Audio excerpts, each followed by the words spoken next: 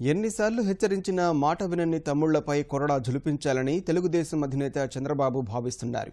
ఒకరిద్దరిపై వేటు వేసి కఠినంగా వ్యవహరిస్తే మిగిలిన వారు దారికొస్తారని అంచనా వేస్తున్నారు. ఎంపీ శివప్రసాద్ వ్యవహారంపై తీవ్ర ఆగ్రహంతో ఉన్న చంద్రబాబు ఇక ఉపేక్షించడం సబబు కాదనే నిర్ణయానికి వచ్చినట్టు సమాచారం. కొందరు నేతలు పార్టీని, ప్రభుత్వాన్ని ఇబ్బంది పెట్టేలా వ్యవహరిస్తున్న పరిణామాల పట్ల తెలుగుదేశం అధినేత చంద్రబాబు దృష్టి సారించారు. ఇలాంటి వాటిని కట్టడి చేయడంతో పాటు కట్టుదాటే వారి పట్ల మరింత కఠినంగా ఉండాలని నిర్ణయానికి వచ్చారు. టెలికాన్ఫరెన్స్ ద్వారా మంత్రులు, పార్టీ ముఖ్య నేతలతో మాట్లాడిన ఆయన తన వైఖరిని స్పష్టం చేశారు. అలాగే సన్నిహితులతోనూ ఈ విషయమై సుదీర్ఘంగా చర్చించారు. హెచ్చరించి వదిలేస్తే అలుసుగా తీసుకుంటున్నారని, ఒకరిద్దరిపై వేటు వేస్తేనే అంతా దారిలోకొస్తారనే అభిప్రాయాన్ని వ్యక్తం చేసినట్లు తెలిసింది. మంత్రివర్గ పునర్వ్యవస్థీకరణ తర్వాత కొందరి ప్రవర్తనతో పాటు తాజాగా చిత్తూరు ఎంపీ శివప్రసాద్ తీరు పట్ల చంద్రబాబు తీవ్ర ఆగ్రహాన్ని వ్యక్తం చేశారు. వ్యక్తిగత ప్రయోజనాల కోసం పార్టీకి, ప్రభుత్వానికి వ్యతిరేకంగా బహిరంగ వ్యాఖ్యలు చేయడం ద్వారా శివప్రసాద్ పార్టీ పరువు తీశారని చంద్రబాబు మండిపడినట్లు తెలిసింది. ఆయనపై చర్యలు తప్పవనే సంకేతాలు ఇచ్చారు. శనివారం పలువురు రాష్ట్ర మంత్రులతో పాటు కేంద్ర మంత్రి సుజనా చౌదరితోనూ ఇదే అంశంపై తీవ్రంగా చర్చించారు. హతిరాంజీ బాబా మఠానికి చెందిన భూముల్ని చౌక ధరకు ఇవ్వాలని శివప్రసాద్ కోరుతున్నారని, అది పూర్తిగా ప్రభుత్వ నిబంధనలకు వ్యతిరేకమైనందున సాధ్యం కాదని స్పష్టం చేసిన విషయాన్ని ప్రస్తావించారు. అందువల్లే శివప్రసాద్ ఇలా మాట్లాడారని కొందరు మంత్రులు అభిప్రాయపడినట్లు తెలిసింది. శివప్రసాద్ చెప్పిన పనిచేస్తే పార్టీకి, ప్రభుత్వానికి చెడ్డపేరు వస్తుందని చంద్రబాబు అన్నట్లు తెలిసింది. తన 42 రాజకీయ జీవితంలో తెలిసి ఎప్పుడూ తప్పు చేయలేదన్న ఆయన ఇకపై కూడా అదే పంథా కొనసాగుతుందని స్పష్టం చేశారు.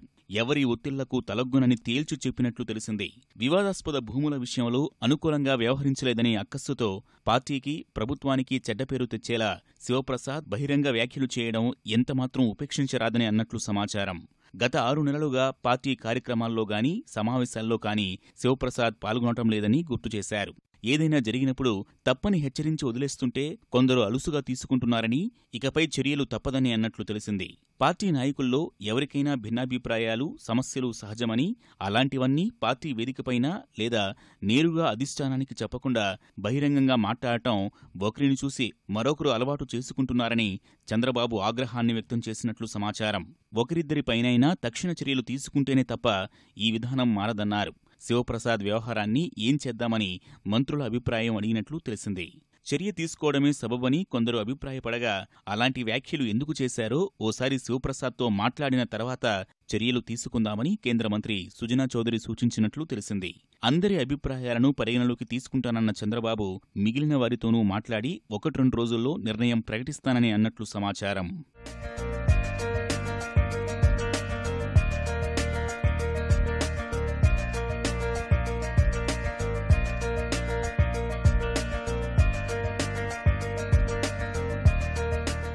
ప్రభుత్వ అభివృద్ధి, సంక్షేమ కార్యక్రమాల్ని ప్రజల్లోకి తీసుకెళ్లడంలో మంత్రులంతా కీలకంగా వ్యవహరించాలని ముఖ్యమంత్రి స్పష్టం చేశారు. తద్వారా 80% ప్రజలు తెలుగుదేశం వైపు మొగ్గేలా చూడాలన్నారు. ఇన్ఛార్జ్ మంత్రుల్ని ఖరారు చేసే అంశంపైన ముఖ్యులతో చర్చించారు. కొందరిని జిల్లా ఇన్ఛార్జులుగానూ, మరికొందరిని లోక్సభ నియోజకవర్గ పరిధి ఇన్ఛార్జులుగానూ నియమిస్తామని చెప్పారు.